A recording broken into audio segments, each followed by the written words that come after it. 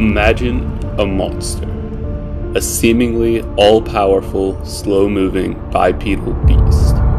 You can escape it initially, but no matter how far you run, it keeps coming after you, always coming towards you at the same slow, steady pace.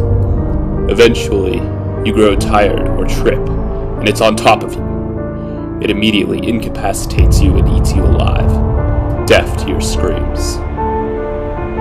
This is among the most effective premises in horror. Freddy Krueger, Jason Voorhees, The Veil, Sadako. The list goes on. There's a surprising real-life inspiration for this formula. Who's that Pokemon? Human beings. The experience of a classical horror victim shares several similarities to that of a primitive human's prey. Primordial humans hunted prey by running them down. This might initially appear to be an impossible feat, because compared to most animals, even an Olympic sprinter's maximum speed is a paltry showing. However, an endurance runner in peak condition can outlast every land animal in the animal kingdom in a marathon or ultramarathon run. Therefore, while most animals can escape a pack of human hunters in the short term, they inevitably slow down to rest. And when they do, the tribe is on top of them again. Eventually, the animal becomes too exhausted to continue at full speed, and that paltry Olympic sprint is suddenly enough to take them down. Humans achieved this superiority thanks to our extraordinarily efficient bodies. Unlike most animals, humans are bipedal, relatively hairless, and covered in sweat glands. This allows humans to cool off rapidly while running and expend less energy over a long distance compared to hairy quadrupeds.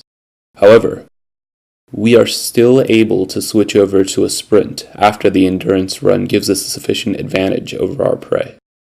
The development of this technique, known as persistence hunting, based in our evolutionary advantages, was key to our species' early ascension to apex predator, with only simple weapons to assist us, and is still utilized by a few indigenous tribes in the world today.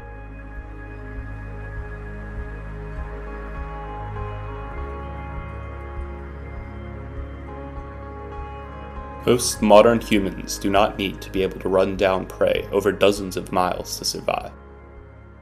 But the marathon is a kind of homage to the strategy that paved the foundations for our species, and that may have shaped our very anatomy.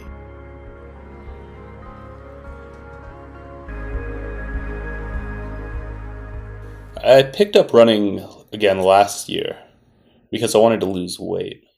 But I'd say I've decided to run a marathon for an even simpler reason. I want to run because I can.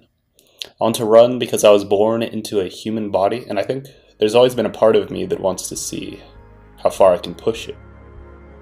In all honesty, I don't really want to run a marathon. It's just one milestone. What I really want to do now is to run an ultramarathon. An ultramarathon is any run that's longer than a marathon. Specifically, my ultimate goal is to run the Mountain Lakes 100 next year. The Mountain Lakes 100 is a 100-mile ultramarathon across Oregon. It includes 10,800 feet of total elevation gain and runs around 25 Oregon lakes. My name is Zach Pettit, and I'm going to run 100 miles.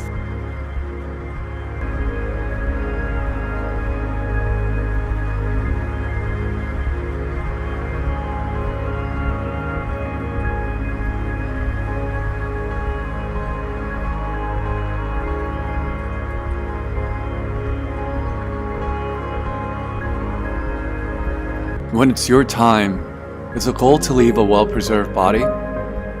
Or do you really want to use it?